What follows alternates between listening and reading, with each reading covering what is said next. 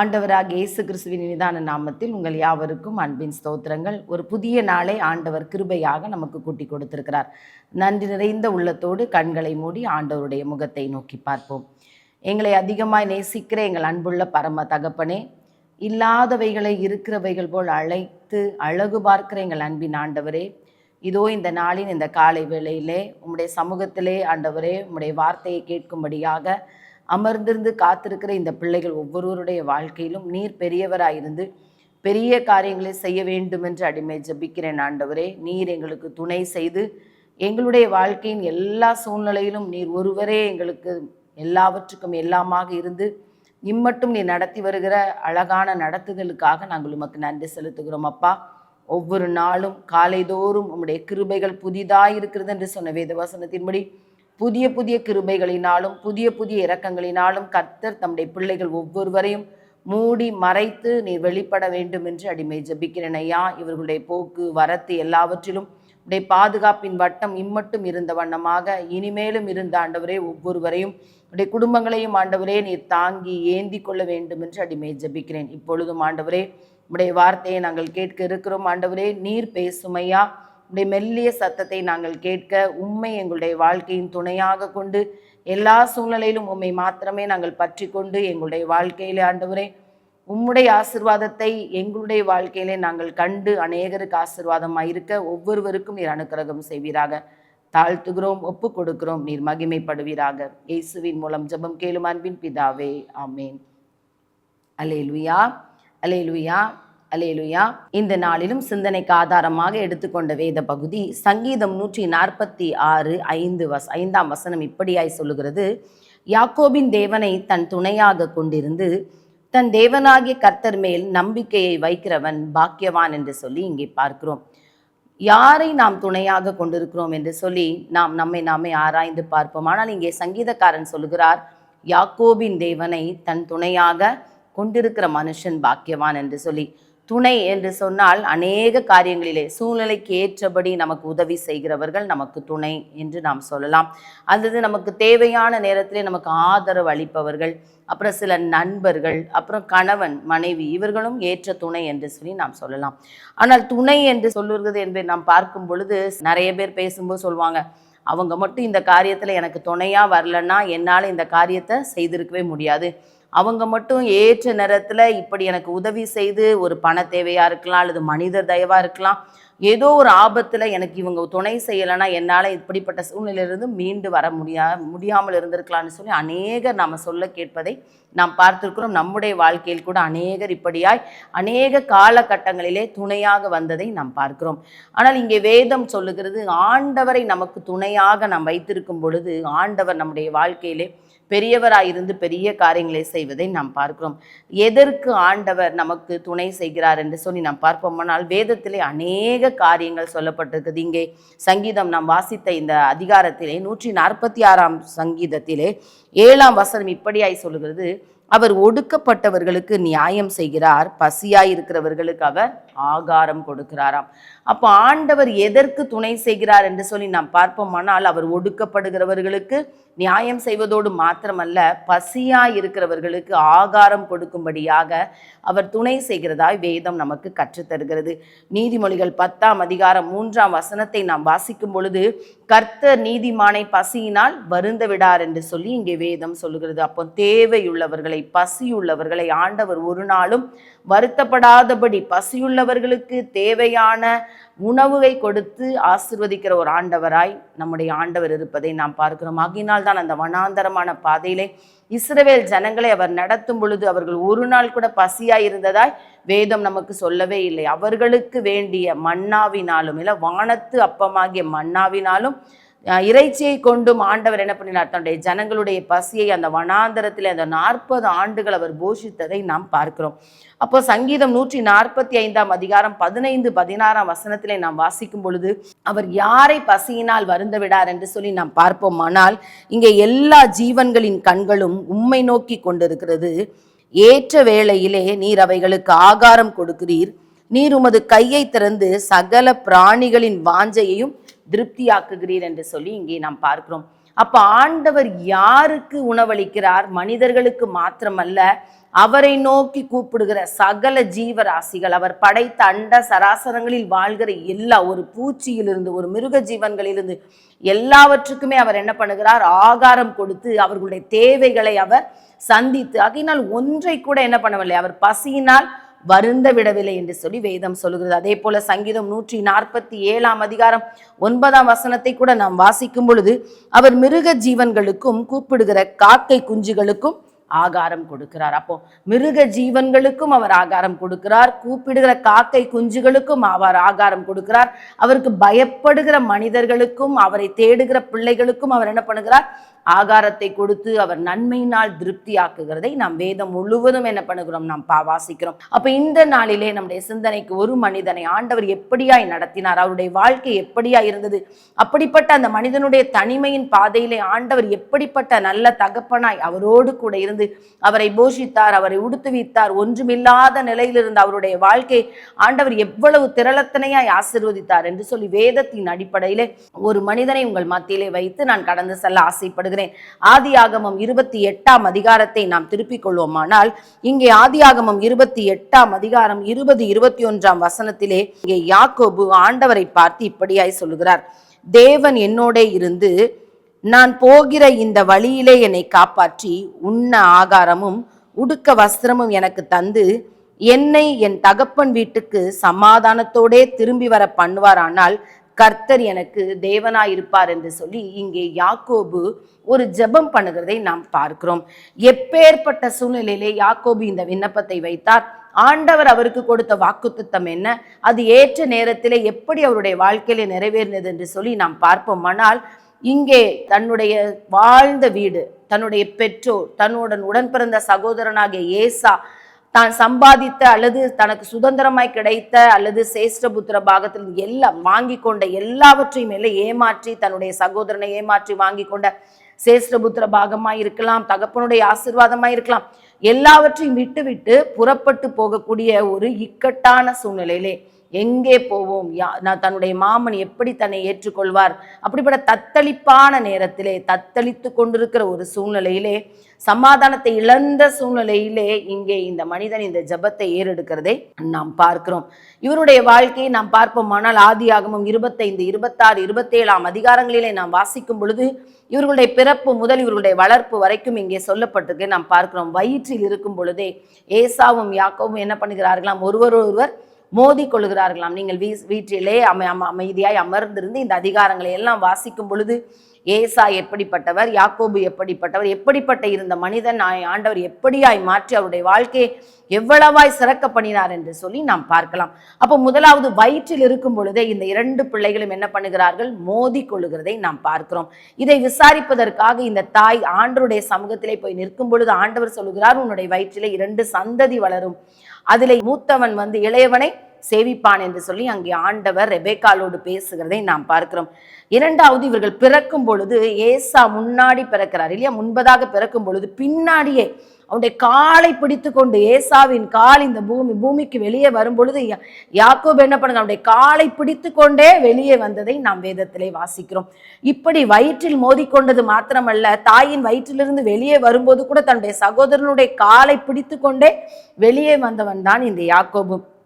அது மாத்திரமல்லாமல் ஒரே தாய் வயிற்றிலே இரட்டை பிள்ளையாய் பிறந்த போதிலும் சேஷ்டபுத்திர பாகம் எனக்கு இல்லையே என்கிற ஒரு பெரிய வருத்தம் இங்கே யாக்கோபுக்கு காணப்பட்டதை நாம் பார்க்கிறோம். ஆகையினால எப்படியாகிலும் இந்த சகோதரன், மூத்த சகோதரனாகிய ஏசாவுக்கு கிடைத்த அந்த சேஷ்டபுத்திர பாகத்தை நான் பெற்றுக்கொள்ள வேண்டும் என்று சொல்லி அதற்கான வழிவாசல்களை தேடி ஏற்ற நேரத்திலே தன்னுடைய சகோதரனாகிய தன்னுடைய உடன் பிறந்த தன்னுடைய மூத்த சகோதரனை அவன் வஞ்சித்து இல்லையா, அந்த ஒரு கூழுக்காக நீ எனக்கு உன்னுடைய சேஷ்டபுத்திர பாகத்தை விற்று போடு என்று சொல்லி அங்கே என்ன பண்ண வஞ்சகமாய் தன்னுடைய சகோதரனை ஏமாற்றி அந்த சேஷ்டபுத்திர பாகத்தை அவன் பெற்றுக்கொள்கிறதை நாம் பார்க்கிறோம்.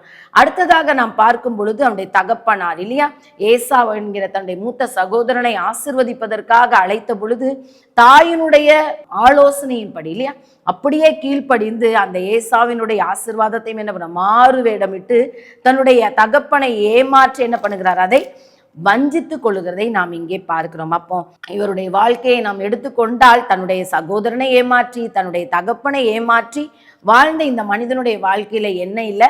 நிம்மதி இல்லை. ஏனென்றால் வேதம் சொல்கிறது, அவருடைய சகோதரன் தன்னுடைய சேஷ்டபுத்திர பாகம் மாத்திரமல்ல, தகப்பன் கொடுக்க இருந்த ஆசீர்வாதத்தையும் அவன் ஏமாற்றி பெற்றுக்கொண்டான் என்று சொன்ன பொழுது அவனுடைய சகோதரன் யோசிக்கிறான், என் தகப்பனுக்காக நான் துக்கப்படுகிற ஒரு நாள் வரும், அன்னைக்கு நான் என்ன பண்ணுவேன், என்னுடைய சகோதரனை கொன்று போடுவேன் என்று சொல்லி அவன் தன்னுடைய இருதயத்திலே தீர்மானம் பண்ணுகிறதை நாம் இங்கே வேதம் நமக்கு சொல்லுகிறது.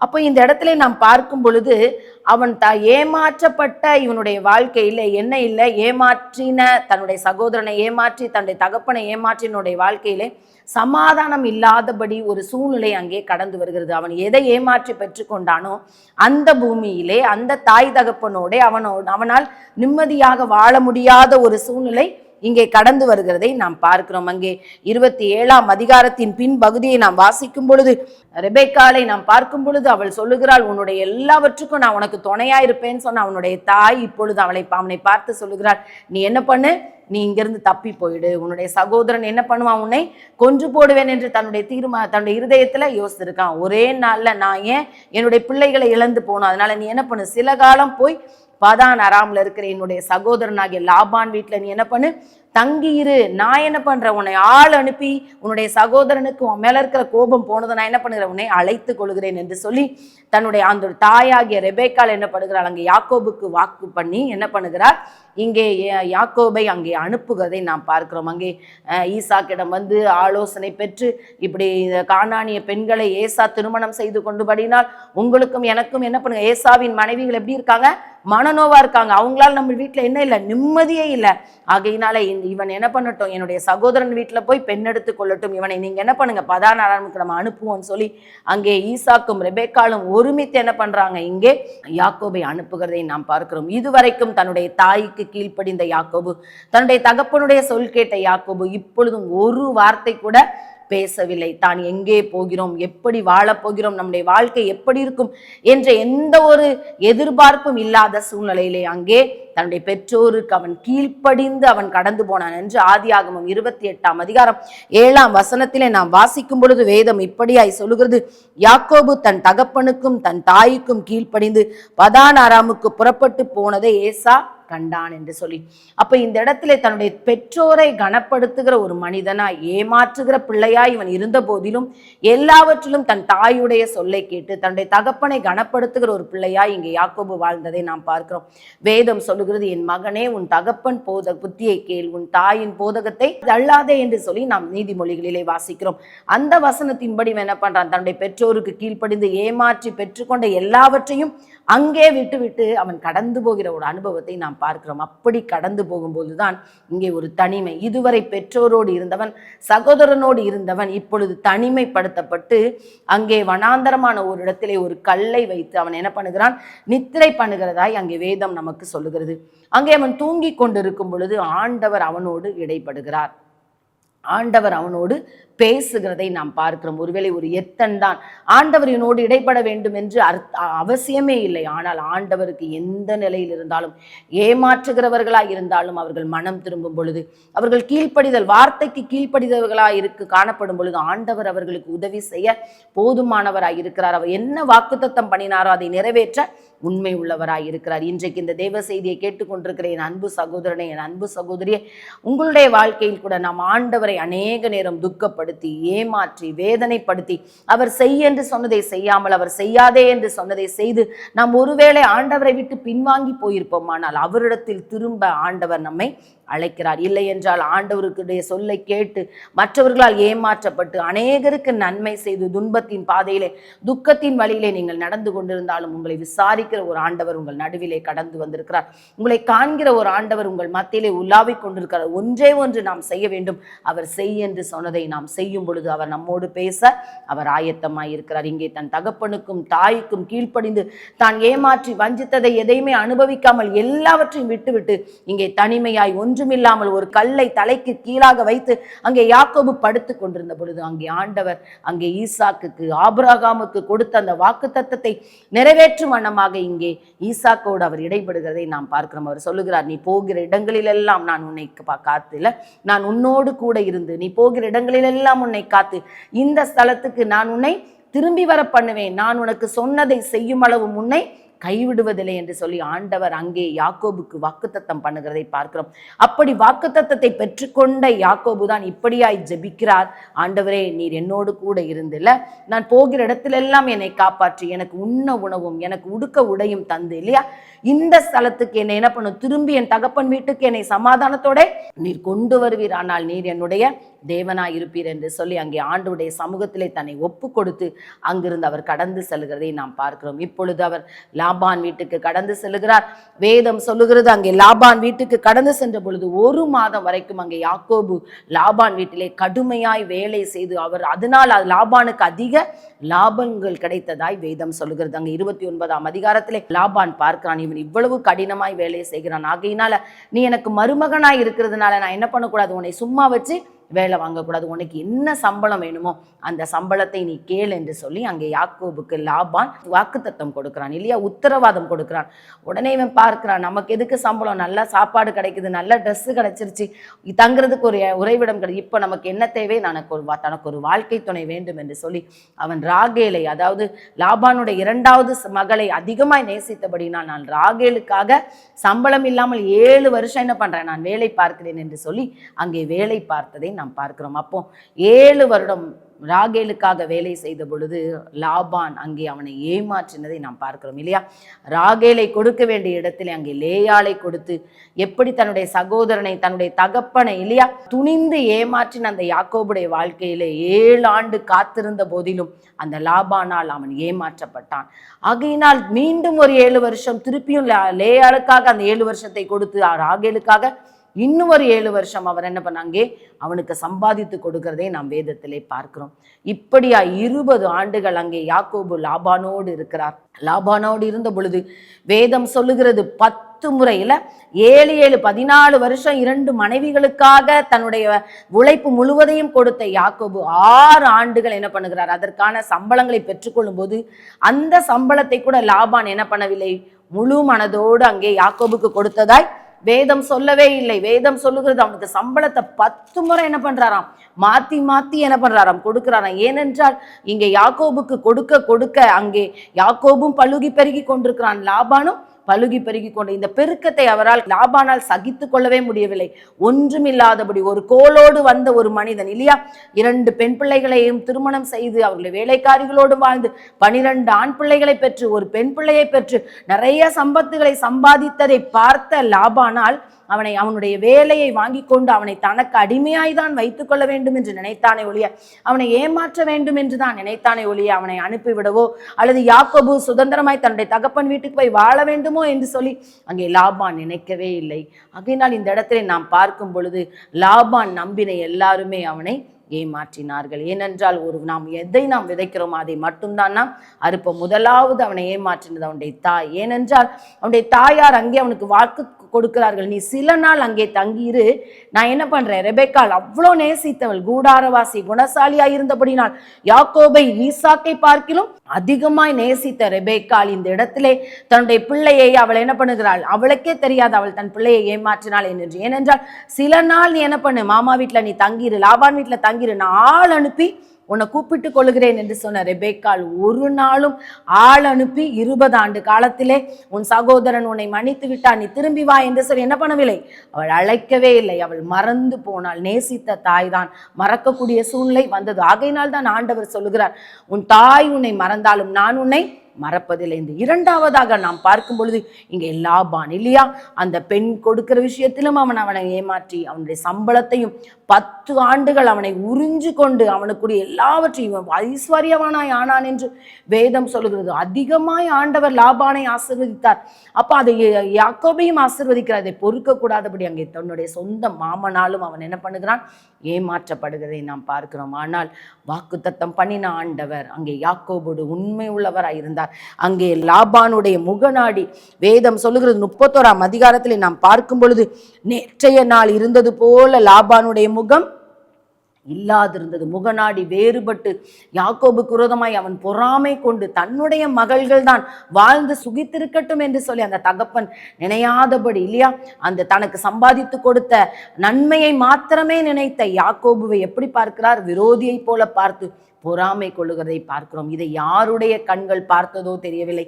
ஆனால் என் ஆண்டருடைய கண்கள் அங்கே யாக்கோபின் மேல் வைக்கப்பட்டது.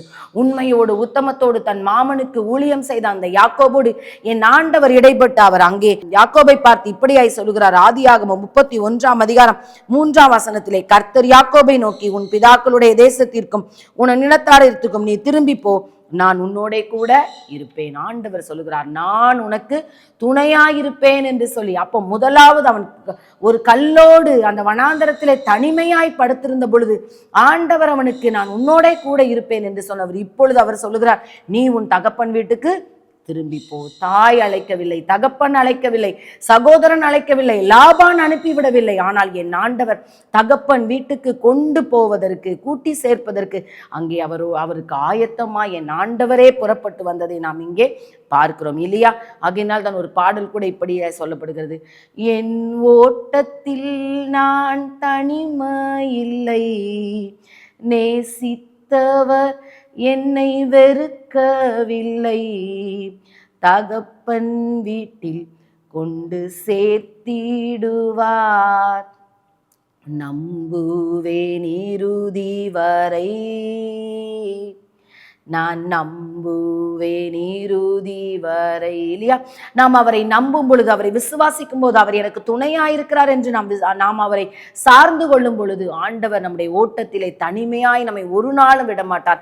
இங்கே தனிமையாயிருந்த ஒரு மனிதனுக்கு மனைவிகள், பிள்ளைகள், ஆசிகள், செல்வங்கள், மிருக ஜீவன்கள் என்று சொல்லி ஆண்டவர் இங்கே யாக்கோபை செல்வ சீமானாய் எனப்படுகிறார் ஆசீர்வதித்து வைத்திருந்ததை நாம் பார்க்கிறோம். ஆனாலும் இந்த இடத்திலே ஏசாவிடத்திலே அவனுடைய இருதயம் என்ன பண்ணுது? சமாதானத்தோட என் தகப்பன் வீட்டுக்கு நான் கடந்து போக வேண்டும் என்று சொல்லி அங்கே அவன் வாஞ்சையோடு, அவன் ஆசையோடு அங்கே இருந்ததை நாம் பார்க்கிறோம் இல்லையா? அதற்காக இந்த இடத்திலே நாம் வரும்பொழுது ஏசாவிடத்திலே அவன் ஆள் அனுப்புகிறான். அங்கே ஏசா, நான் 400 பேரோடு என் சகோதரனை பார்க்க வருகிறேன் என்ற ஒரு நற்செய்தி என்ன பண்ணுகிறார் அங்கே சொல்லும் போது யாக்கோபால் என்ன பண்ண முடியவில்லை, ஏற்றுக்கொள்ள முடியவில்லை. ஏனென்றால் என் சகோதரன் என்னை கண்ட நாளிலே என்னை கொன்று போடுவான் என்று பயந்துதான் என் தாய் என்னை இங்கே அனுப்பினாள். இன்னும் என் சகோதரன் தன்னுடைய வெறுப்பை, என் மேல் இருந்த கோபத்தை போக்கவில்லை போல 400 பேரோடு வந்தால் என்னை கொன்று போடுவானே என்று சொல்லி இங்கே தன் மனைவியை அழைக்கவில்லை, தன் பிள்ளைகளை அழைக்கவில்லை, தன்னுடைய சம்பத்தை அழைக்கவில்லை. தனிமையாய் அங்கே யாக்கோப்பு ஆற்றின் கரையிலே ஆண்டவரோடு கூட ரா முழுவதும் தனித்திருந்தான். அங்கே ஒரு ராத்திரி கல்லை வைத்து தனிமையாய் படுத்திருந்த இந்த மனிதன் இன்றைக்கு எல்லாம் இருந்த போதிலும், ஒரு 2 பரிவாரங்களோடு இருந்த போது கூட 2 பரிவாரங்களையும் தன்னோடு சேர்த்து கொள்ளாதபடி, தன் மனைவியை கூட தன்னோடு இணைத்துக் கொள்ளாதபடி தனிமையோடு ஆண்டுடைய சமூகத்திலே, தன்னுடைய வாழ்க்கையிலே எல்லாம் இருந்தும் சமாதானத்தை இழந்திருந்த அந்த சூழ்நிலையிலே ஆண்டவரோடு தன்னுடைய நேரத்தை அவர் செலவிடுகிறதை நாம் பார்க்கிறோம் இல்லையா? ஆண்டவரோடு தன்னுடைய உறவை அவர் பலப்படுத்துகிறதை பார்க்கிறோம்.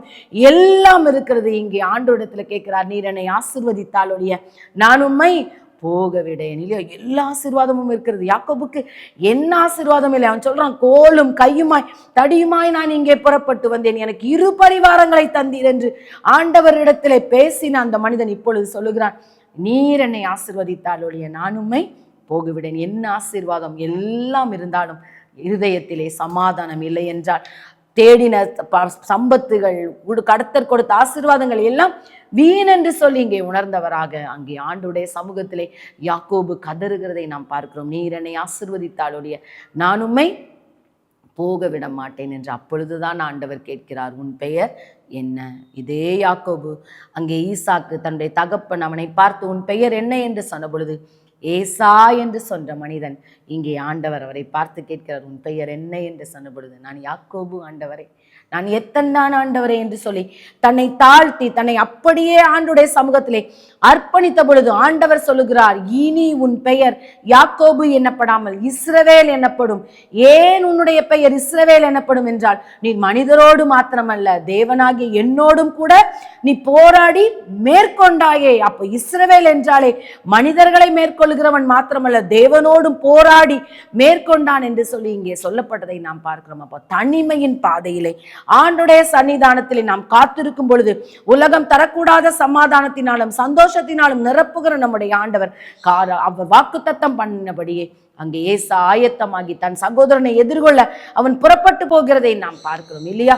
அங்கே 7 விசை, இதுவரை அவர் யாரையுமே அப்படி வணங்கினதாய் வேதம் சொல்லவில்லை. 7 விசை சமாதானத்துக்காக தான் செய்த தவறுகளை தன் சகோதரன் மன்னித்து தன்னை ஏற்றுக்கொள்ள வேண்டும் என்று சொல்லி சமாதானத்துக்காக 7 விசை தரை மட்டும் குனிந்து குனிந்து வணங்கி என்ன பண்ணுகிறார்? அங்கே ஏசாவிடம் சேரும் பொழுது அங்கே ஏசாவுடைய இருதயம் அங்கே உடைக்கப்படுகிறது. அவர் தன்னுடைய சகோதரனை அணைத்து கொண்டு கட்டி அணைத்து முத்தமிட்டு அங்கே சமாதானத்தை உண்டு பண்ணினதை நாம் பார்க்கிறோம். அப்ப ஆண்டவருடைய சமூகத்திலே முதலாவது இவனுடைய வாழ்க்கையிலே நாம் பார்க்கும் பொழுது பொருத்தனை பண்ணி ஜபித்தான். 2வது போராடி ஜபித்தான். போராடி யாக்கோபு ஜபித்தபடினால் ஆண்டவர் அவன் போகிற இடங்களிலெல்லாம் அவனுக்கு துணையாய் வந்தார், அவனை காப்பாற்றினார். அவனுக்கு உண்ண உணவும் உடுக்க உடையும் தந்து அவர் வாக்குத்தத்தம் பண்ணினபடி சமாதானத்தோடு தன் தகப்பன் வீட்டிலே வந்து சேரக்கூடிய ஒரு ஸ்லாக்கியத்தை ஆண்டவர் கொடுத்தார். இந்த தெய்வ செய்தியை கேட்டுக்கொண்டிருக்கிறேன் அன்பு சகோதரனே, என் அன்பு சகோதரியே, ஆண்டவராக இயேசு கிறிஸ்துவை நாம் துணையாக கொள்ளும் பொழுது அவர் நம்மோடு கூட வருவார். அவர் சொல்லுகிறார், இந்த உலகத்தின் முடிவு பரியந்தம் சகல நாட்களிலும் நான் உங்களோடு கூட இருக்கிறேன் என்று சொன்ன நம்முடைய ஆண்டவர் நம்மோடு கூட எல்லா சூழ்நிலையிலும் நம்மை ஆற்றுகிறவராக, நம்மை காப்பாற்றுகிறவராக, நமக்கு உண்ண உணவு உடுக்க உடை தங்க உறைவிடம் தருகிறவராக, சமாதானத்தோடு நம்முடைய வீட்டிலே நாம் சுகமாய் வாழ ஆண்டவர் இரக்கம் பாராட்ட நமக்கு ஆயத்தமாய் இருக்கிறார். அவரை துணையாய் கொள்வோம், அவரை சார்ந்து கொள்வோம், அவருடைய கட்டளைகளின்படி நடப்போம், அவர் கொடுக்கிற அந்த அளவற்ற ஆசீர்வாதத்தை சுதந்திரிப்போம். அப்படிப்பட்ட கிருபைகளை சர்வ வல்லமை பொருந்திய ஆண்டவர் தாமே நம் ஒவ்வொருவருக்கும் தந்தருளுவாராக. கர்த்தருடைய பரிசுத்த நாமத்தை ஸ்தோத்திரம்.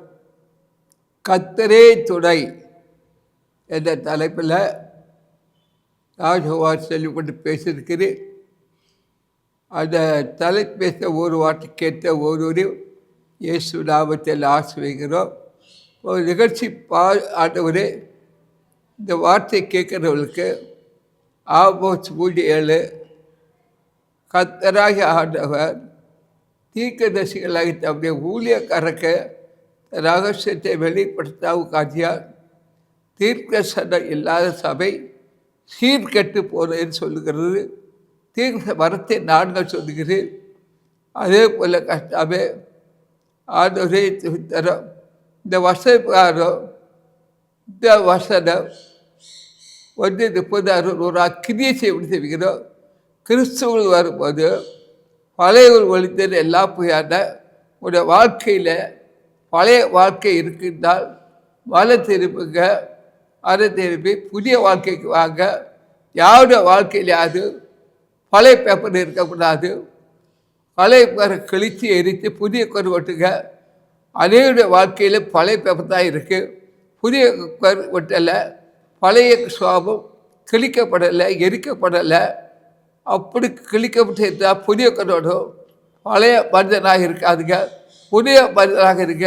கிறிஸ்துவ வரும் பழையகள் வந்து எல்லாம் புரிந்தாயின. ஒவ்வொரு நாளும் கர்த்தரை முழுமையாக தேடுங்க. பாவ உணர்வோடு தேடாங்க, வசத்த உணர்வு தேடுங்க. அசுத்தாவிக்கு அடிமையாக இருங்க, பாவத்துக்கு அடிமையாக இருங்க, இச்சைக்கு அடிமையாக இருங்க, கர்த்தருக்கு அடிமையாக இருங்க. அப்பொழுது எதிர்பார்க்குற எல்லா அற்புதமும் நடக்கும். எந்தெந்த அற்புதங்கள் நடக்கலையோ எல்லா அற்புதமும் ஆண்டு செய்வார். மனித முகத்தை பார்க்கிறான், தேவ இருத்தை பார்க்கிறார். ஒரு அசுத்தாவினால ஒரு மகள் பாதிக்கப்பட்டிருக்கிறாள். இயேசு அந்த அசுத்தாவை அப்புறப்படுத்தி ஆர்க்குதை செய்ய போகிறார். அது நடக்கும். 3 வாரத்துக்குள்ள உலகத்தில் என்னென்ன செய்வோ செய்வேன். மனிதன் எதை விதைக்கிறாரோ அதை அறுப்பான். நல்லது வச்ச நல்லதை அறுப்பான், கெட்டது வச்சு அறுக்காகணும். அது உண்மை. யாரை குறித்து என்ன விதைக்காதுங்க, விதைச்சா அறுப்பீங்க நிச்சயமாக. எல்லா உலகத்தில் உள்ள எல்லா புத்தக வார்த்தையும் அழிஞ்சு போயிடும். ஆண்டோட வார்த்தை அழியாது. இது அழிக்க ஒரு பிறந்ததில்லை, பிறக்க போறதில்லை. இது தேவட வார்த்தை, நித்திய வார்த்தை, சத்திய வார்த்தை, மகிழ் வார்த்தை, மாறாத வார்த்தை. அதுபடி நடங்க. கர்த்தர் எல்லாம் அதிசயம் செய்வார். ஒரு தர்சனத்தை கற்கிறார். உலகத்தை என்ன செய்யணுமோ அவருக்கு தெரியும், அதை அவர் செய்வார். மனிதன் செய்ய போறதில்ல, அது செய்யல. உங்களுக்கு என்ன ஆசீர்வாதம் வேணுமோ அதை அவர் தான் செய்ய முடியும். எந்த மனிதன் செய்ய முடியாது, மனிதன் செய்ய முடியாது. எந்த படிப்பு வேணுமோ அந்த படிப்பை அவர் தருவார், இயேசு தருவார். எந்த தொழில் வேணுமோ அந்த தொழில் இயேசு தருவார். எந்த வேலை வேணுமோ அந்த வேலை தருவார். எந்த குழந்தை வேணுமோ இயேசு தருவார். எந்த வீடு கட்ட வேணுமோ அதை அவர் தருவார். அவருடைய நாமம் அதிசயம். அவருடைய நாமம் அற்புதம். மிகவும் பெரிய காரியங்களை அவர் செய்ய வந்திருக்கிறார், செய்ய போகிறார். ஒரு குறை சொல்லி கொடுத்துருக்க ஒரு ஊழியக்காரராய் கொடுத்திருக்கிறார்.